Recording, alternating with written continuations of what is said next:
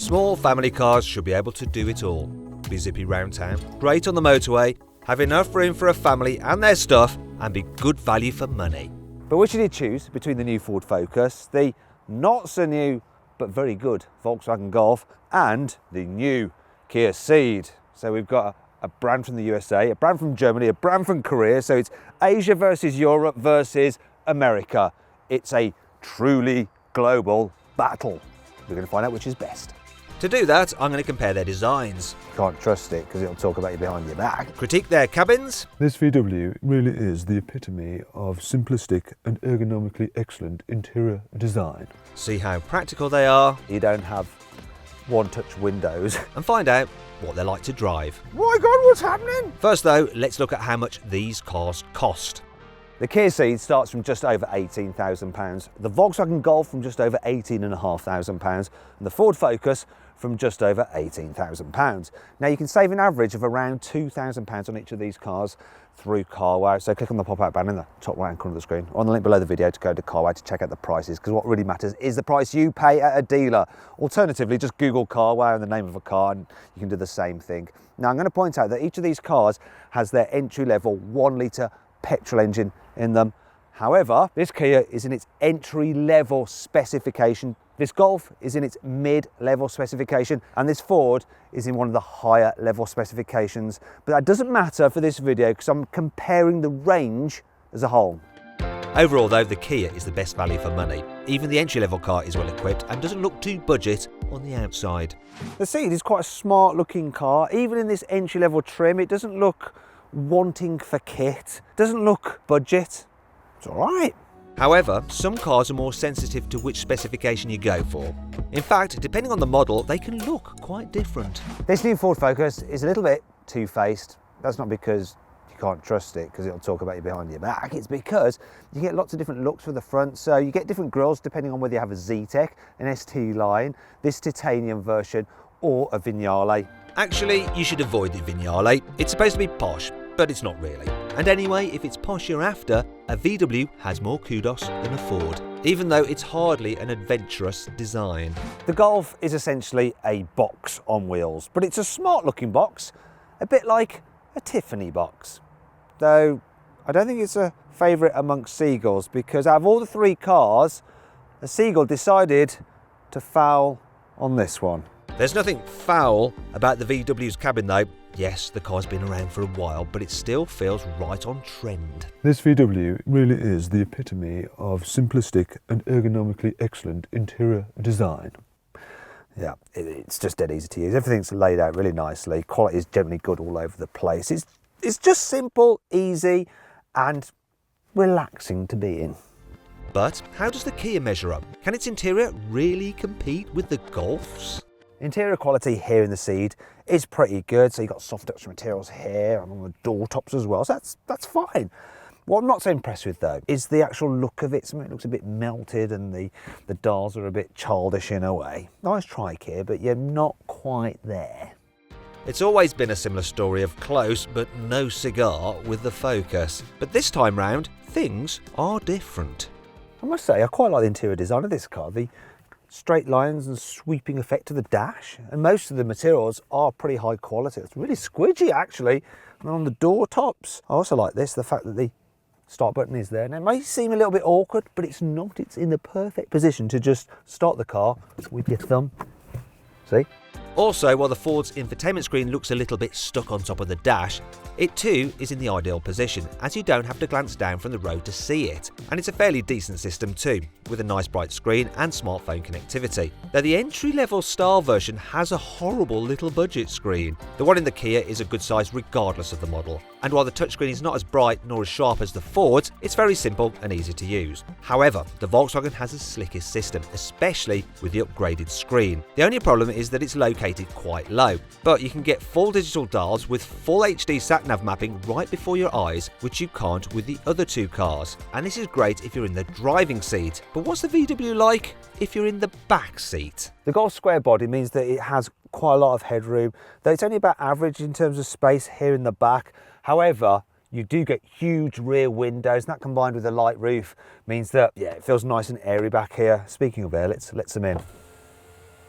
Come Come on, you should... No! It doesn't go all the way down. And, horror of horrors, look at this. Really nasty, cheap plastics here on the door top. So, soft in the front, cheap back here. Yeah. Feel like I'm in economy class. Bit disappointed. Bizarrely, unlike the Golf, the Ceed does have soft touch materials on its window ledge in the back. In fact, it's quite a nice place to be. There's easily enough space here in the back of the Kia, and I like this look. Not the fact that you don't have one-touch windows, you have to keep your finger on them, but they do go pretty much all the way down, so I can shut out the noise of, can you hear that? That's a McLaren supercar that's going round. What a racket! I can still hear it because the other door's open. One thing you won't hear, if you're in the Ford, is any complaints from the back. The old Ford Focus was really pokey here in the back seats, but this new one is a completely different story. Got lots of room. I'm really, really surprised. I want to show you this as well, look. Rear windows. They go all the way down. All the way, completely down. And this is the only car that has soft touch materials all the way here in the back. So it just feels a little bit more luxurious. And it's a Ford. The Ford is also the best car for carrying 3 in the back at once, then the Kia, and lastly the VW, though none of these cars are ideal for that really. However, when it comes to fitting a child seat, there's very little to choose from between all 3 cars. When it comes to carrying luggage instead of people, the Kia's boot is a bit bigger than the VW's, which is a bit bigger still than the Focus is. Also, the Ford's is the most annoying to pack. No chance of fitting this parcel shelf under... I can't even get it off. How does that even work? I'll tell you what, this is a faff. I was going to take this off and put it under there, but there's no point because look, there's no room for it. I want to show you this though. When I fold down the rear seats, oh, we can't get to them without taking this off. This is like amateur hour, isn't it? Look, come on, fold down. Yeah, you do get a flat loading area. Yeah, that's annoying. Thankfully, the Ceed is far less frustrating to load with luggage. I like the Kia's boot. It's a decent size. You've got a flat load floor. Look, you can adjust it as well. And hey, look, you can fold the seats down. They lie pretty flat, but what I don't like is this. You can't fit the parcel shelf underneath the boot floor. It's just a little bit too wide, so, oh. Really, it's only the VW that truly delivers perfect functionality. The Golf has a decent square boot, and look at this. The false floor reveals enough space to store the, come on, please fit. Don't let me down. Yes, to store the parcel shelf. Yeah, it's handy so it doesn't clutter up the interior when you're folding down the seats to carry lots of stuff. So far, these cars are quite closely matched. What's going to separate them though is how they are to drive. So let's kick off with the Ceed. The Kia is a car which focuses on comfort. It's good over bumps, it kind of neutralises the bigger ones. The flip side is that it feels a little bit loose when you're going faster, maybe over like undulations or throwing it into corners. I mean, it's fine, it just doesn't feel as sorted or as tied down as some other hatchbacks.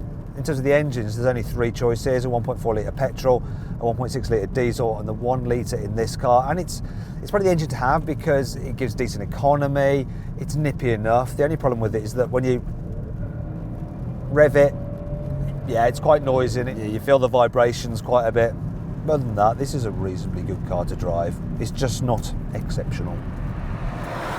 Stepping out the Kia and into the Golf, it feels like a bigger car. So just a bit more substantial. The way it drives is more secure. You do notice the bumps a little bit more at lower speed, but that's because this car is on 17-inch alloy wheels, whereas the Kia is on 16. But as you're going faster, the whole car just feels almost like a bigger car from the class above. It's just a bit more solid, feels more stable when you're throwing it into corners.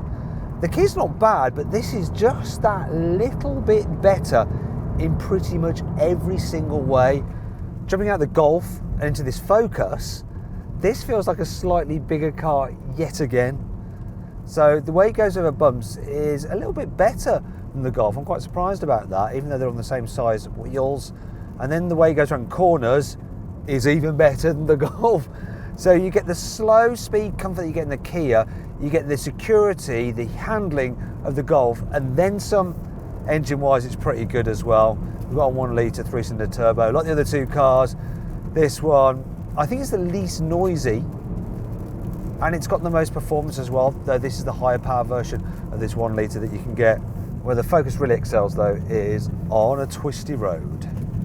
So it just seems to grip, the front end just seems to grip, where the Golf would be running wide and the Kia would be going, my God, what's happening? This just grips and goes round.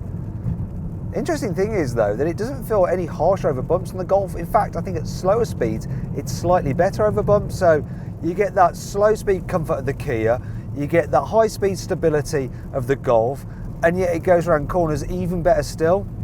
Without doubt, the best car to drive is this Focus. So then, where does all that leave us? Well, the Kia Ceed is a decent car and you get a lot of equipment for your money.